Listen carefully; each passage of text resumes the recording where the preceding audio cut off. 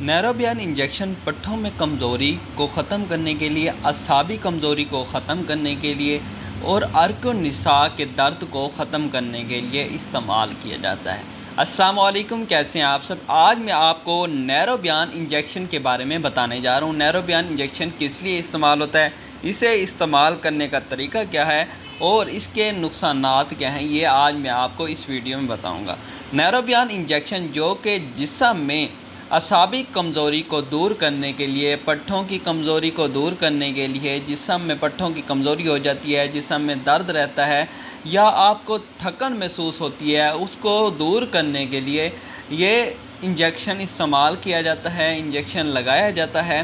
اس کے علاوہ اگر آپ کی باڈی میں انیمیا ہو گیا ہے، انیمیا مطلب تھیلیسیمیا جسے کہتے ہیں، انیمیا کہتے ہیں، وہ ہو گیا ہے، یا آپ کے جسم میں بلڈ کی کمی ہو گئی ہے، تو اس کو پورا کرنے کے لیے بھی استعمال کیا جاتا ہے۔ اس میں وٹامن بی ہوتا ہے، وٹامن بی کی مقدار ہوتی ہے۔ وٹامن بی آپ کے جسم میں خون کی کمی کو پورا کرنے کے لیے استعمال کیا جاتا ہے۔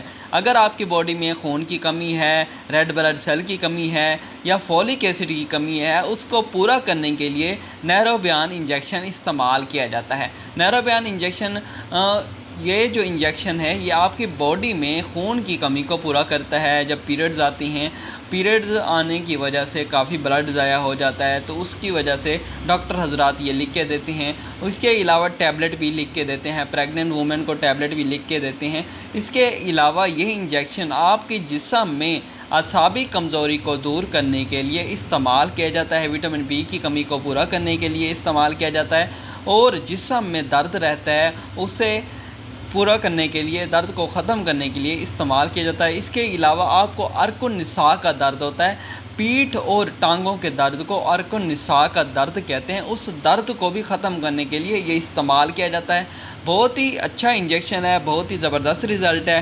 یہ انجیکشن آپ روزانہ بھی لگوا سکتے ہیں، ہفتے بعد بھی لگوا سکتے ہیں، اگر آپ کو جس طرح ضرورت ہو۔ اگر آپ کو زیادہ ضرورت ہو تو آپ ڈیلی بھی لگوا سکتے ہیں، اگر آپ کو بہت نارمل مقدار میں ضرورت ہو تو آپ یہ ہفتے بعد بھی لگوا سکتے ہیں، 15 دن بعد بھی لگوا سکتے ہیں۔ بہت ہی اچھا انجیکشن ہے، بہت ہی زبردست رزلٹ ہے۔ اس کی پرائس کی بات کریں تو یہ آپ کو 60 روپے میں مارکیٹ سے ایزیلی مل جائے گا، اور یہ انجیکشن آپ نے ڈاکٹر کی ہدایت کے مطابق لگوانا ہے، ایسے بالکل بھی نہیں لگوانا۔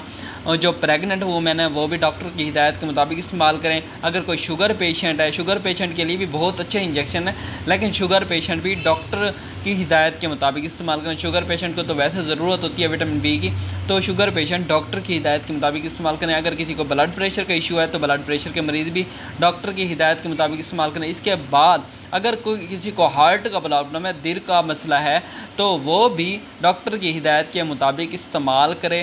اس کے علاوہ اس کے سائیڈ ایفیکٹ آپ کو بتاتے چلوں، اس کے سائیڈ ایفیکٹ کیا ہیں۔ اس کی وجہ سے آپ کو سویلنگ ہو سکتی ہے، سوزش ہو سکتی ہے جب انجیکشن لگتا ہے، آئی وی بھی لگ سکتا ہے، آئی ایم بھی لگ سکتا ہے، دونوں میں لگ سکتا ہے۔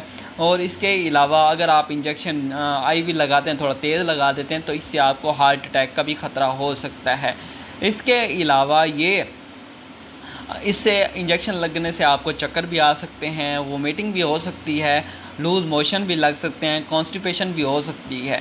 اور جس کو انجیکشن سے ڈر لگتا ہو وہ ٹیبلٹ بھی استعمال کر سکتا ہے۔